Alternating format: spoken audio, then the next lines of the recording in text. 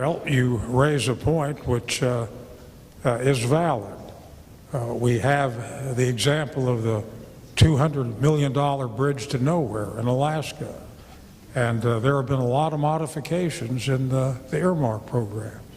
A gentleman asked me earlier as whether I would vote for transparency, and I have. And I think there ought to be transparency. And I think that I know what's going on in Pittsburgh, and the local members of the House of Representatives. Congressman Doyle knows what's going on in his own district. And we can make justifiable use, but it ought to be transparent and it ought to be foolish. And there's been a lot of exposure on it, a lot of argument, and there have been a lot of improvements already. And I'll take your word back. Thank you. It just needs to be a little bit more common sense applied, I think. Thank you. Number 5 on the way to 7. Number 5, right there.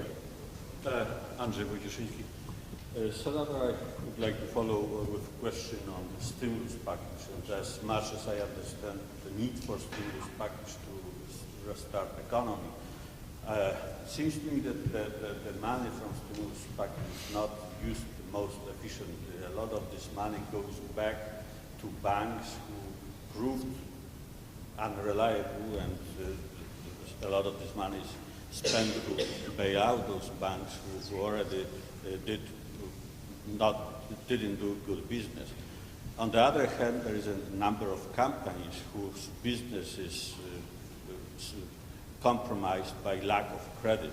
Why Congress cannot consider some tools which would allow more direct flux of the money to the companies who really need and who can do business or start production, manufacturing sooner?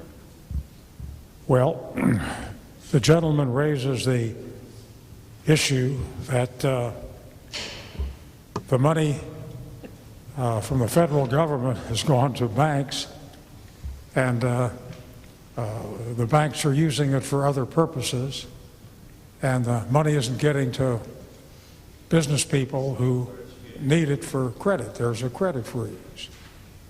They started off by trying to buy toxic securities. That was the first thing they did. This is under the bailout bill. And that didn't work, and then they brought in the 8 big banks, and they made them take money. And that didn't work.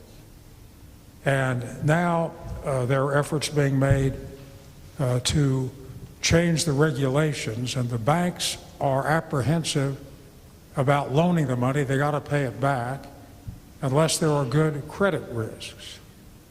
And right now, the whole economy is in a tailspin. People have money, but they're not spending it because nobody knows what's going to happen next. And Gethner, the Treasury Secretary, is trying one thing after another, and so far they haven't been able to find a sensible way to eliminate the credit freeze. Congress can't do anything more. We're wrong on a lot of stuff, which I'm prepared to concede. But here we put the money up, given it to the Secretary of the Treasury, who deals with the banks, and they're trying to find their way through. And you see it in the paper every day. He's saying something new. So we're trying to. What's that? He's a tax cheat himself. I'm surprised he don't to be a Lady says he's a tax cheat himself. That's why I voted against him.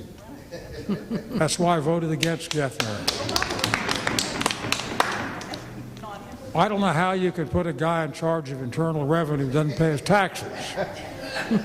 I don't know how you can do that. I ran for president for 14 months for the 1996 nomination.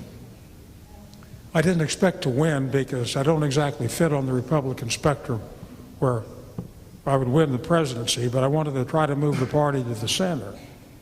So I'm going to get myself a bumper sticker. You know what it's going to say? It's going to say, "Don't blame me, I ran for president." Not too many of us can get that bumper sticker. Order me that bumper sticker, Mike. Number 6 on the way to 7. Number 6, is there another question out there? Mike? Senator, appreciate your coming here and explaining the remarks. You might want to, there are some people who are angry out there, you know. You might want to be more specific. I've noticed that. You might want to be specific about what you apologized for, because some people have asked me. And secondly, and this is, you've had a long, distinguished career.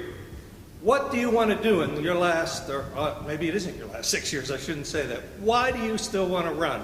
What is burning in you that you want to continue doing to serve the people of Pennsylvania?